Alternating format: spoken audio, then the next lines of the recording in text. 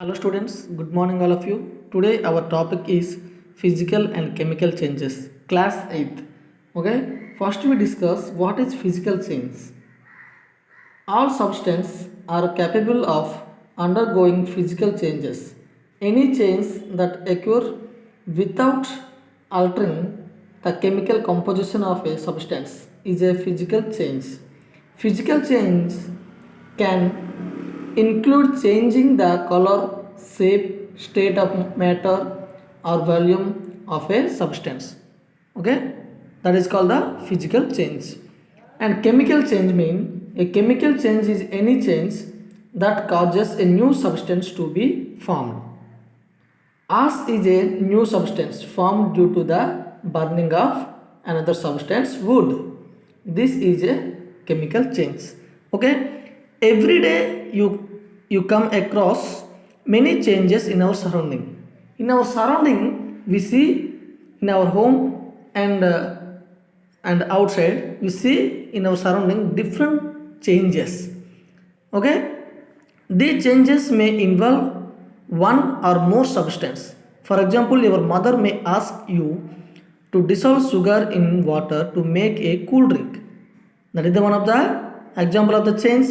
Make a sugar, make a sugar solution is a change.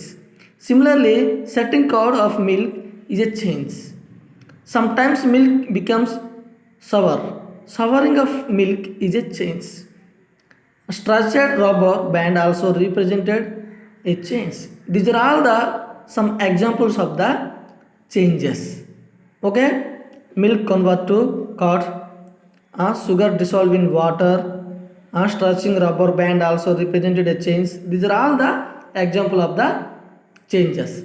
Some are physical changes and some are chemical changes. Make a list of 10 changes you have noticed around you. For example, physical change, melting ice cubes, boiling water. These are the example of the physical changes. Okay, chemical changes mean burning, cooking, roasting. These are the chemical changes. Okay, children. In this chapter, we shall perform some activities and study the nature of these changes. Okay, broadly, these changes are two kinds. What are they? Changes are two types: physical and chemical changes. Okay, look at this picture. Paper pieces. Okay, this is the one of the example of the physical change. Okay, let's us begin the physical change. Activity 1 and 2 and 3. These are the some examples, some activities of the physical changes. Activity 1. Cut a piece of paper in our 4 square pieces. Cut each square piece further into 4 square pieces. Lay these pieces on the floor or a table so that the piece acquire the shape of the original pieces of paper. Okay, look at this figure 6.1. Obviously, you cannot join the pieces back into make original pieces, but there is a change in the property of the paper. So what is the change? There is a change only in the physical property of the paper. So this is the one of the example of the physical change. There is a change only in the physical property of the paper. Okay, and next activity 6.2, collect the chalk dust lying on the floor near the chalkboard in our classroom, or crush a small pieces of chalk into a dust. Add a little water to the dust to make a paste. Roll it into the shape of piece of chalk. Let it dry. Did you recover chalk from the dust? But that is not solidly as strong as a chalk, and as the particles of chalk are again rejoined, it can be made as a chalk again.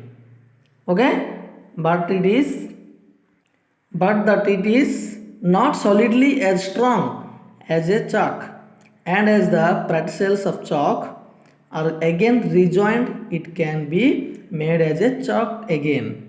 Okay, this is also one of the example of the physical change. And activity 6.3, take some ice in a glass or plastic tumbler, melt a small process of ice by placing the tumbler in the sun. You have now a mixture of ice and water. Now place the tumbler in freezing mixtures, ice plus common salts. Does the water become solid ice once again?